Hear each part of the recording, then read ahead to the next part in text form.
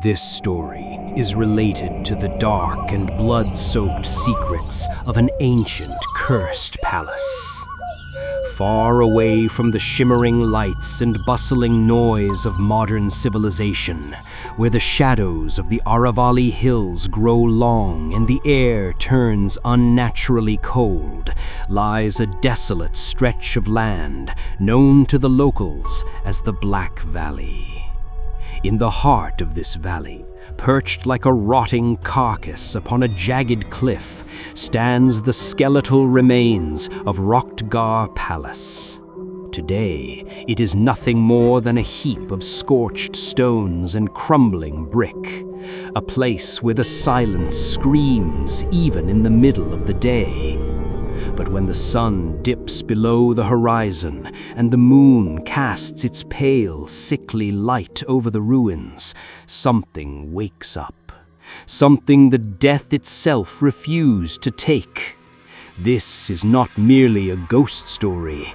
It is a chronicle of human depravity that transformed a seat of power into a gateway to hell, fueling a hunger that has remained unquenched for over a century. 100 years ago, Roktgar was not a ruin. It was a magnificent fortress of opulence and dread, ruled by the iron fist of King Vikram Singh. To the outside world, he was a powerful monarch, a man of stature and influence. But within the high, windowless walls of his palace, he was a monster whose lust and cruelty knew no bounds.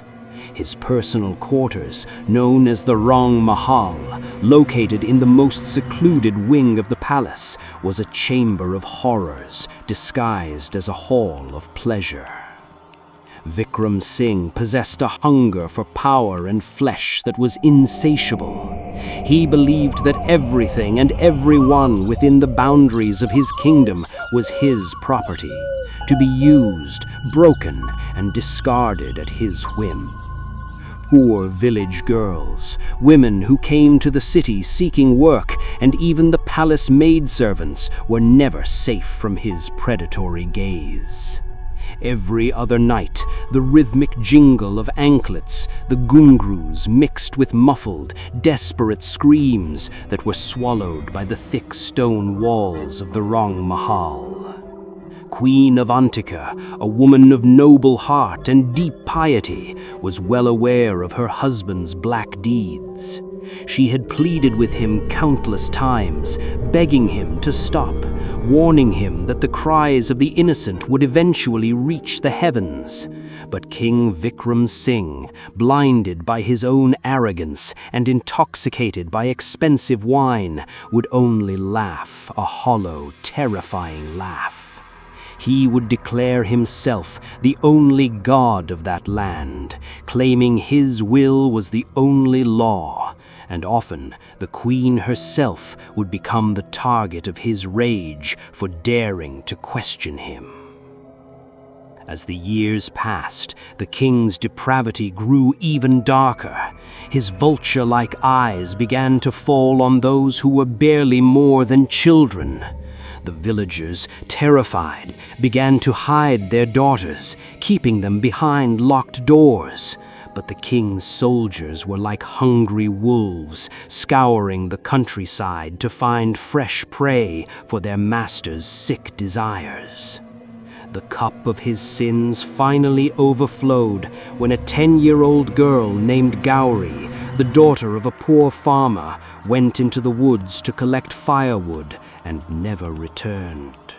2 days later, her small, broken body was found in the ravine behind the palace. The sight was so gruesome that it shattered the souls of those who found her. What had been done to that child was not the work of a human being. It was the ultimate proof of Vikram Singh's monstrous nature. Gauri's death broke the spell of fear that had held the villagers captive for so long.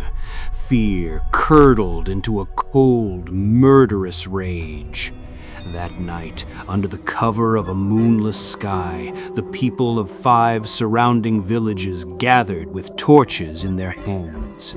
They marched to the city, to the grand police station, seeking justice for the life that had been snuffed out.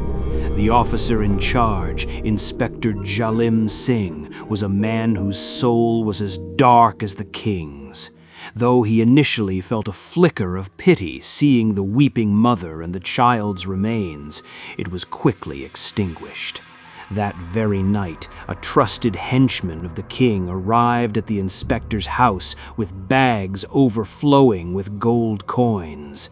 The message was simple: either take the gold and look the other way, or lose your life.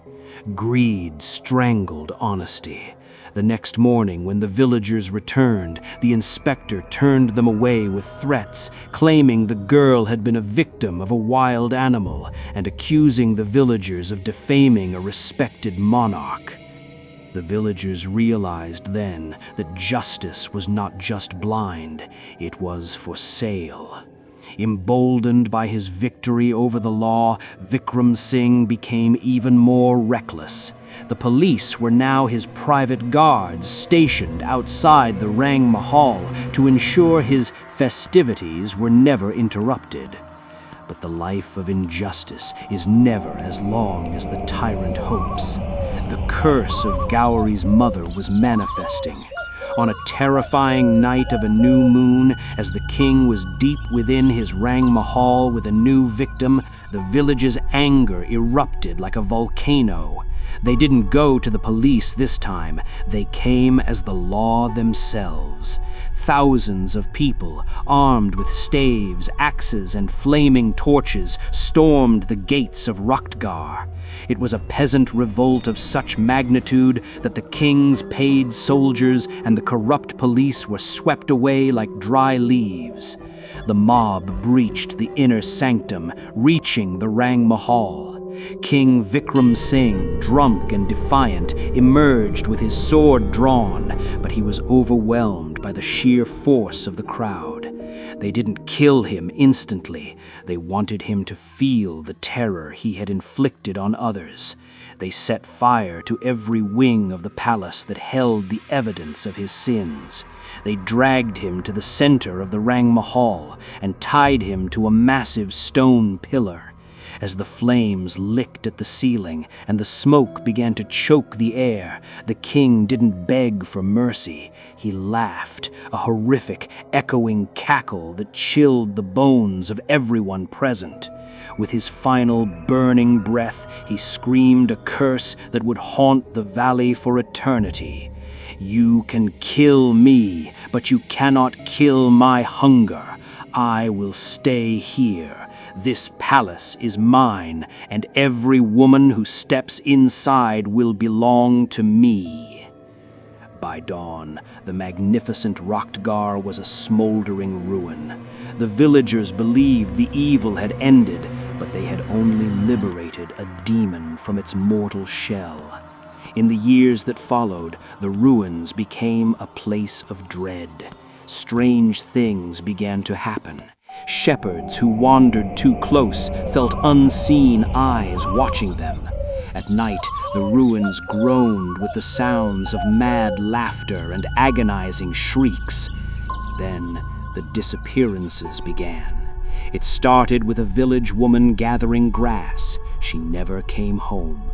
Then, a group of college students from the city went to explore the ruins for a thrill. 2 of the girls vanished into thin air. Their friends claimed that as they approached the remains of the Rang Mahal, they heard the phantom sound of gungrus and smelled a sweet, intoxicating perfume. The girls seemed to fall into a trance, walking into the darkness as if summoned by a lover, never to be seen again. Rumors spread that the ghost of Vikram Singh still ruled the ruins, his lust even more potent in death. Dozens of women disappeared over the decades, their files gathering dust in police stations.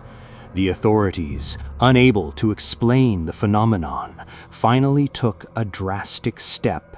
They built a 10-foot-high concrete wall around the entire perimeter of Raktgar ruins. A massive iron gate was installed and sealed with government locks, and signs were posted everywhere. Entry prohibited. Danger. Raktgar was cut off from the world, a quarantined nightmare. But evil cannot be contained by mortar and brick. 20 years after the wall was built, a sharp and fearless IPS officer, Priya Kumar, was posted to the district. Priya was a woman of science and logic. She didn't believe in ghosts. To her, every crime had a criminal, not a spirit. When she took charge, she discovered the old missing persons files from the Black Valley. She noticed a chilling pattern. Over 50 years, only women had disappeared, never a man. Every report ended with the same helpless conclusion: presumed lost in the Raktgar ruins, body not recovered. Priya's blood boiled at the incompetence. She decided she would uncover the truth, convinced that either a serial killer or a gang was using the ruins as a hideout.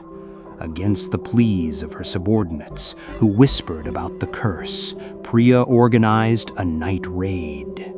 As her police jeep wound through the dense forest toward the Black Valley, the air grew heavy, and a strange, biting cold set in. They reached the blackened wall, its surface scarred by decades of rain and neglect. The iron gate stood like a sentinel. Priya ordered her men to break the lock. As the heavy gate creaked open, a gust of foul, stale air rushed out, smelling of ancient dust and something sweet yet rotting.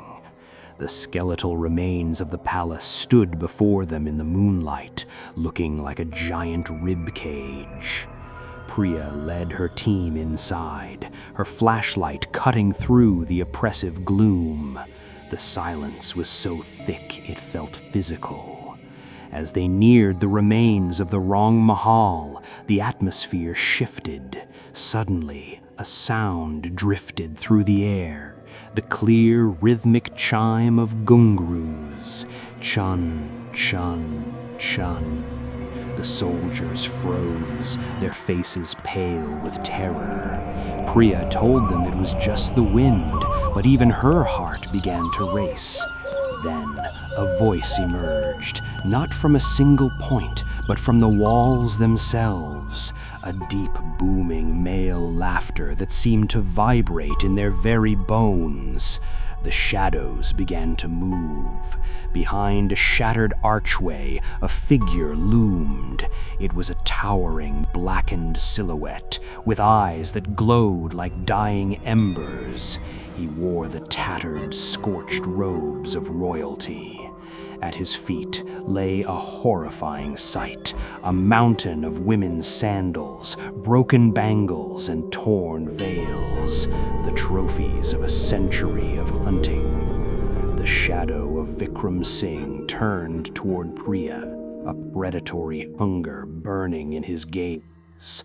He raised a charred hand, and a voice like grinding stones whispered in her ear. After so many years, another queen has come to my palace. Priya didn't hesitate. She raised her service revolver and pulled the trigger.